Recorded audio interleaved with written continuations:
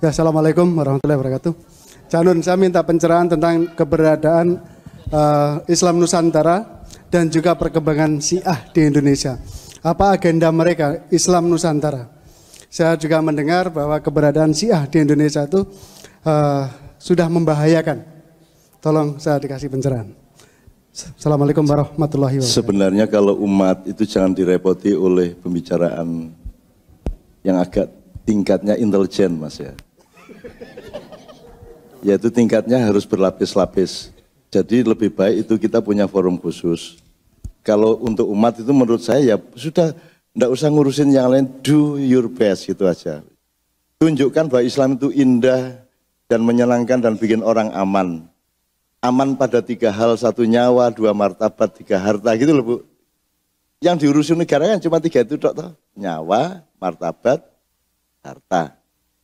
Makanya ketika ada kasus calon presiden di sini ditemui oleh ketua DPR dari Indonesia kan urusannya martabat, jatuh martabat bangsa Indonesia kan gitu kan. Jadi 3 hal itu, nyawa, martabat, harta. Kalau Anda berlaku kepada semua tetangga Anda, orang di kantor dan siapapun masyarakat di Amerika, dengan mereka merasa yakin bahwa kalau ada Anda, hartanya aman, nyawanya aman, martabatnya aman, maka Islam akan diterima oleh siapapun di mana-mana. 9/11 kan soal nyawa. Kan gitu. Nah, jadi Anda sibuk itu aja kalau Syiah sama itu nek iso aja dek kene Mas, gak enak Mas. Ya gak enak Mas itu nanti kita nambahin file-file yang gitu. Dan sebenarnya insya Allah tidak seserem itulah. Masih ada Anda, masih ada saya, tenang aja. Gitu loh Mas ya. Nah, karena gini, teorinya gini Bu ya, sampean itu Bapak-bapak jangan terlalu, saya pakai metode, saya pakai metafor yang agak tidak enak tapi gampang gitu loh Bu. Sampean mau koran, sampean mendengar, sampean baca Facebook, upload apa, posting, copy paste segala macam, atau baca nonton TV Indonesia segala macam itu, mbok berpikir gini. Katakanlah yang saya dengar, yang saya lihat itu adalah bau kentut. Mohon maaf ya. Nah, bau kentut itu yang Anda rasakan cuma baunya. Tapi Anda tidak tahu persis siapa yang sebenarnya kentut. Ya tak? Anda harus menyelidiki, kok baunya kayak gitu, dia makan apa?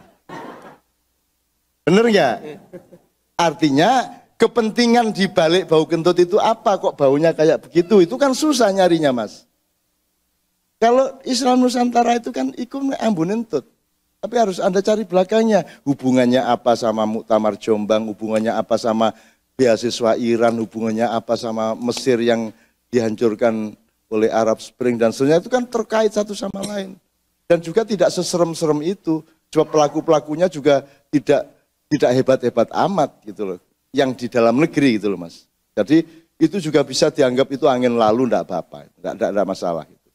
Tapi nanti kita omong-omong. Najib Bu, kalau bau kentut, ingat ya Bu, asal nonton TV Indonesia Jreng, iki yang buntut iki. Nah, Anda mikir, kok sekarang ya kentutnya, kok enggak kemarin atau besok? Itu kan sebuah masalah juga. Itu yang saya sebut level intelijen. Nah, mudah-mudahan bulan Oktober ini, Bapak dari KBRI, segala sesuatunya baik-baik saja di Indonesia. Sebab bau kentutnya macam-macam ini Pak. Oktober ini bahkan ada yang bilang early Oktober, gitu kan. Makanya saya kemarin sampai saya coba ke daerah Wall Street, saya nyoba nanya ke BI, saya nanya macam-macam, the Fed itu bagaimana, meskipun saya tidak ngerti keuangan, tapi saya coba ikut mempelajari karena sebelum saya ke sini saya diserbu oleh teman-teman dari Banten, Solo, Jember, macam-macam yang beritanya sama mengenai Indonesia dan saya mau percaya juga tidak ada dasarnya, mau tidak percaya juga mencemaskan kan gitu. Tapi mudah-mudahan tidak ada masalah. Dan tidak ada banjir darah, meskipun diprediksi nanti puncaknya Januari akan ada banjir darah gitu. Mudah-mudahan yang disebut banjir darah adalah Kentucky Fried Chicken motong PT kan gitu kan, sama Idul Adha kan banjir darah tuh Bu. Idul Adha kemarin kan banjir darah di mana-mana, curot gitu ya. Amin ya rabbal alamin.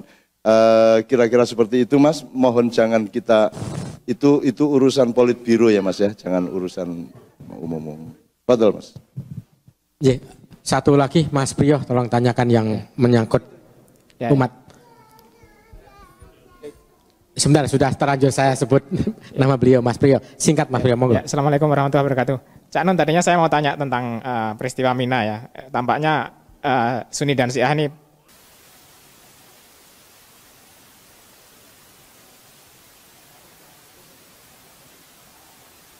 dan versi Sunni ini juga cukup berbahaya. Tapi sebenarnya saya setuju semua dengan apa yang Cak Nun ungkapkan ya. Jadi tadi kalau saya tanya hadis tadi karena saya ingin penjelasan yang lebih objektif tentang hadis tadi, dan yang saya lihat begini, umat kita ini sekarang PR-nya adalah kita gagal menunjukkan bahwa kita adalah umatan yang rahmatan lil alamin. Jadi sebenarnya wajah kita tuh dinilai oleh orang di luar umat Islam itu wajah yang bengis, wajah yang penuh darah dan sebagainya. Dan ini saya rasa yang harus menjadi perhatian utama dari seluruh umat Islam daripada kita bertengkar yang kecil-kecil, yang khilafiyah mengenai bid'ah, mengenai Sunni Syiah dan sebagainya. Jadi sebaiknya sekarang ini yang harus kita gerakkan adalah semangat untuk berfastabiqul khairat di antara sesama umat. Saya rasa itu mungkin barangkali bisa ditambahkan sedikit. Assalamualaikum warahmatullahi wabarakatuh. Untuk mengingatkan tadi yang soal Mina dan seterusnya itu tadi polarisasinya apa dengan apa Mas? Jadi gini, ada berita di media Inggris menyalakan bahwa konvoinya King Salman lewat ke situ dan ada beberapa jalan harus ditutup. Sementara di Indonesia isunya adalah jamaah Iran yang membuat keributan. Jadi saya rasa itu ada keterkaitan antara. Jadi antara apa dengan apa yang perang opini sekarang? Ya perang antara bahwa yang bermasalah adalah jamaah Syiah, sementara yang dari kalangan beberapa media Barat mengatakan bahwa itu adalah King Salman yang. Jadi Syiah versus Sunni. Salah. Oh ya. Salah, Sunni tidak ikut-ikut. Apalagi Indonesia jangan ikut-ikut. Jangan ikut Iran, jangan ikut Wahabi, jangan ikut yang Anda tidak jelas. Indonesia itu senior yang akan menyelamatkan Islam di dunia. Gitu loh. Makanya tempatnya dibikin jauh. Jangan deket-deket ke sana. Nggak mungkin bisa diselesaikan konflik itu. Meskipun Anda tenang aja soal Timur Tengah yang tidak bisa selesai itu karena alladzi barokna haulahu linuriyahu min ayatina. Anda percaya aja sama itu. Gitu loh.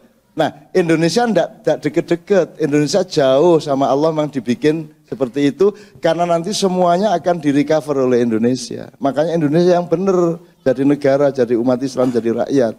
Gitu loh.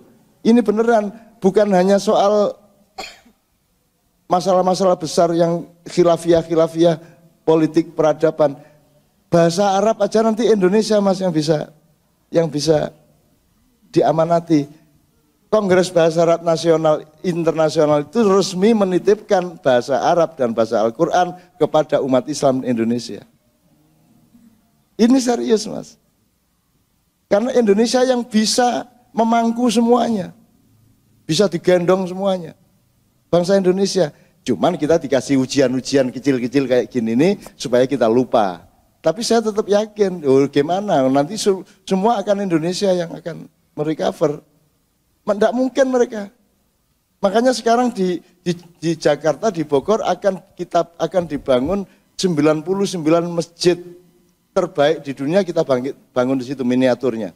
Tapi miniaturnya bukan maket, miniaturnya setiap, jadi misalnya Masjidil Haram, Masjid Nabawi, Masjid Azerbaijan, Hagia Sophia, Masjid Demak, Masjid 99 masjid dunia dibangun di Bogor Timur, dekat Cikeas. Itu di atas tanah 215 hektar. Akan ada miniatur dan ada satu masjid agungnya yang berbentuk semi piramid. Kemudian ada universitasnya yang besar dan ada rumah sakit yang besar dan seterusnya. Itu tidak mungkin miniatur Islam dunia itu dibangun di Arab Saudi. Tidak mungkin dibangun di Iran. Tidak mungkin dibangun di Turki. Tidak mungkin dibangun apalagi di Mesir, di Libya. Hanya bisa dibangun oleh Indonesia. Dan kalau Indonesia yang bikin, semua umat Islam yang bertentangan itu rela kepada Indonesia. Benar enggak Mas? Itu beneran. Sekarang kongres bahasa Arab saja, bahasa Arab dunia, itu kan orang Iran terlibat. Itu enggak bisa kongres bahasa Arab dunia dilaksanakan di Arab Saudi. Enggak bisa. Karena nanti orang Iran enggak datang. Orang Yaman enggak datang. Orang Mesir juga ogah. Gitu loh. Maka Kongres Bahasa Arab Dunia itu makin lama makin diselenggarakan oleh Indonesia. Karena kalau di Indonesia, Arab Saudi datang, Iran datang, Yaman datang, Yordan datang, semua datang. Kita ini yang membuat mereka semua merasa aman besok-besok.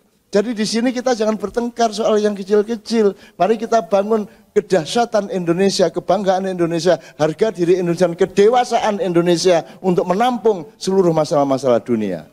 Ah, ngono Mas. Terakhir Ibu.